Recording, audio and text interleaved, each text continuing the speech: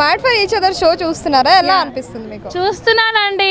వాళ్ళ ఎమోషన్స్ ఏందో, వాళ్ళ ఎథిక్స్ ఏందో, వాళ్ళ ఫీలింగ్స్ ఏందో, ఒక దేశ పౌరుడిలాగా వాళ్ళ జరుగుతున్న ఇన్సిడెంట్లు వైఫ్ అండ్ హస్బెండ్లలో ఇప్పటి నుంచి నేను నా కోపాన్ని పక్కన పెడుతున్నా, ఇప్పటి నుంచి నా ఈగోని పక్కకు పెడుతున్నా, నాకు అంత బుల్షిట్ అండి. ఒక ప్లాట్ఫామ్లో, సోషల్ మీడియా ప్లాట్ఫామ్లో వీళ్ళ నుంచి అవతలోడు ఏం నేర్చుకోవాలి? అలాంటి కంటెంట్తో రండి, సూపర్ హిట్ అవుతుంది. మీకోసం నేను ఇది చేస్తున్నా, నా కోసం నువ్వు ఇది చేస్తున్నా అని ఏమొస్తుంది చెప్పు రే? Non sense. కాకపోతే అసలు వేస్ట్ షో అండి, బొకడాల షో. అసలు ఎందుకు ఆ షో పెట్టినా కూడా అర్థమవుతలే. ఒక షో చూడాలి అంటే నూకరాజు ఆసియా గురించి చూడొచ్చు, true love, true emotions. So వాళ్ళ గురించి అయితే షో చూడొచ్చు.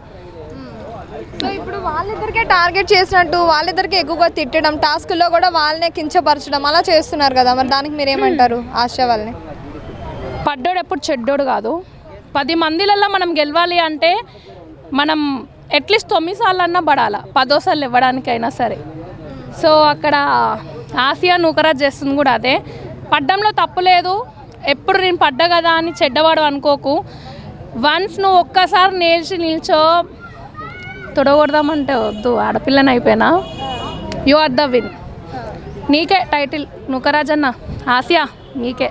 అంటే వాళ్ళది చాలా ట్రూ లవ్ ఉంటుంది, ఎన్నో ఇయర్స్ లవ్ ఉంటుంది, వాళ్ళిద్దరు అంటే వైఫ్ అండ్ హస్బెండ్ అండర్స్టాండింగ్ ఉంటుంది, అన్నీ ఉంటుంది.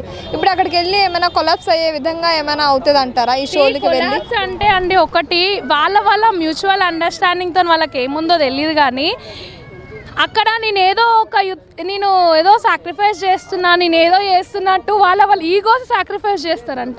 ఈగోస్ వైఫ్ అండ్ హస్బెండ్ మధ్యలో ఇంతవరకు ఉండాలి, అంతవరకు ఉండాలి కదా, అది లేకపోతే లైఫే కాదు. అది సాక్రిఫైస్ చేస్తున్నా అని చెప్తున్నా కదా, పిచ్చ నవ్వొస్తుంది. ఆ షో చూడడం కూడా బంద్ చేసిన. వేస్ట్ బొకడాల షో, టైం వేస్ట్, ఎఫర్ట్స్ పెట్టడం వేస్ట్.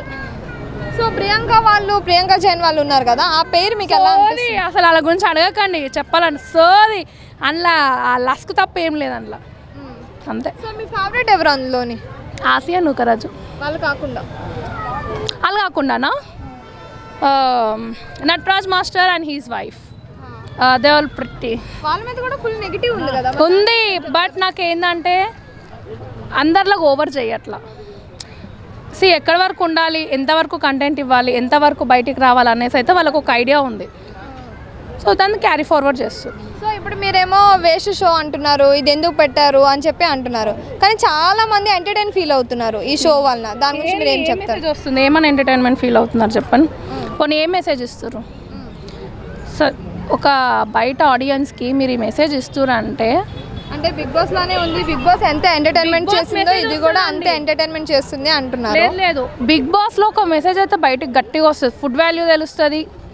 మనం ఫోన్ లేకుండా ఓన్లీ మనుషులతో, స్ట్రేంజర్స్తో ఉంటే మనం ఎక్కడున్నా నెగ్గగలుగుతాం, అవిట్ల గురించి తెలుస్తుంది. అండ్ గేమ్ మన సత్తా ఏందో మనం చూసుకోవచ్చు అందులో. సో బిగ్ బాస్ గురించి కంపేర్ చేయకండి, అది వేరే లెవెల్ షో. అసలు ఈ మ్యాడ్ ఫర్ ఈచ్ అదర్ అయితే సోది అనిపిస్తుంది నాకు, సీరియస్లీ.